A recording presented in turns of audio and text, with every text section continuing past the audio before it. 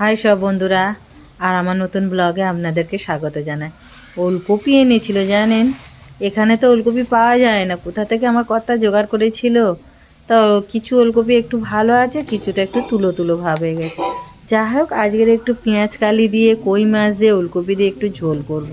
ঝাল ঝাল মতো করব, রুগী তো আর নয় যে ঝোল বলে একদম সে ফিকে ঝোল। এই যে দেখছেন একটু একটু তুলো তুলো ভাব। আবার একটা ওলকপিটা খুব ভালো ছিল। যাই হোক, সবজিগুলোকে সব কেটে নিলাম আর একটু রাঁধুনি ফোড়ন দিচ্ছি। একটু ফোড়ন দিয়ে তারপরে ওই যে ওলকপি আর আলু তোমার একটু ভেজে নিই ভালো করে, সুন্দর করে, বেশ একটু ঝাল ঝাল করব। আর কই মাছ এখনও বাছা হয়নি জানেন বন্ধুরা, আমার কর্তা আসবে তারপরে হবে। এই যে ওলকপিটা আর আলুটা ভাজা হয়ে গেছে, তো তার আগে ভাবলাম যে ঝোলটা রেডি করে রাখি, আর এসে মাছটা কেটে দিলে ভেজে আর সম্বুরে দেবো।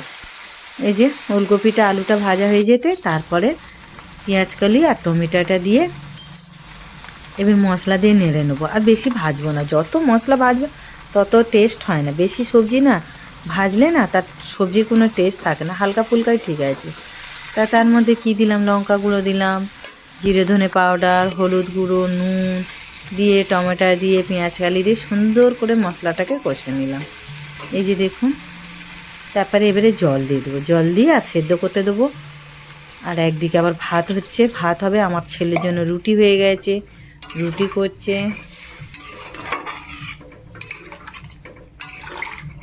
এই যে জলটা দিয়ে দিলাম, ব্যাস এবারে একটু ফুটতে থাকুক। আমার কর্তার আসার সময় হয়ে গেছে বেশি। মাছটা না, হ্যাঁ একটু কাঁচা লঙ্কা আবার কুচিয়ে দিলাম দেখুন বন্ধুরা, কেননা একটু ঝাল ঝাল করবো তো তাই। তার তরকারি ফুটতে ফুটতে আমার কর্তা এসে গেছে। এই যে দেখুন না, জ্যান্ত মাছ জাবানো ছিল, নুন দিয়ে দিয়েছে, এবার কাটবে, নইলে সব জ্যান্ত ছিল, একটু একটু নড়ছে সবাই। তো এই যে কই মাছ শিং মাছ আমি বলে একেবারেই কেটে দাও, কেননা আবার কে আবার রোজ রোজ রাত্রে কেন কাটবে, ওই জন্য যে কটা আছে সব একসঙ্গে। আর কই মাছটা দেখুন না বন্ধুরা, একেবারে হাত চেটে লম্বা, 2 পিস করে হয়ে যাবে, আর পুরো অরিজিনাল দেশি কই মাছ। আর যেগুলো হাইব্রিড কই মাছ না, ওগুলো কোনো টেস্ট থাকে না। আমি খেয়েছিলাম আমার বাপের বাড়ি, একদম ভালো লাগে না।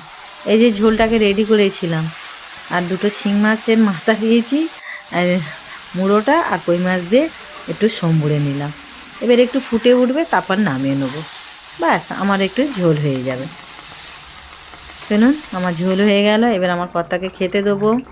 এই যে দেখুন সব রেডি। একটু রস রস রাখছি, কেননা ভাত দিয়ে কী খাবো, একদম শুকনো করলে আবার কী দিয়ে খাবো, তাই না বন্ধুরা। সেই জন্য একটু ঝোল ঝোল রস রস, আমার এই তরকারি খেতে খুব ভালো লাগে। চলো, তরকারি রেডি হয়ে গেছে, এবার নামিয়ে নিই, এবার আমার কর্তাকে খেতে দিয়ে দেবো। তো আজকের আমার ব্লগটা কেমন লাগলো, ভালো লাগলে একটু লাইক করবেন, শেয়ার করবেন, আর আপনারা সব ভালো থাকবেন, সুস্থ থাকবেন। Tata, bye. আবার একটা নতুন ভিডিও নিয়ে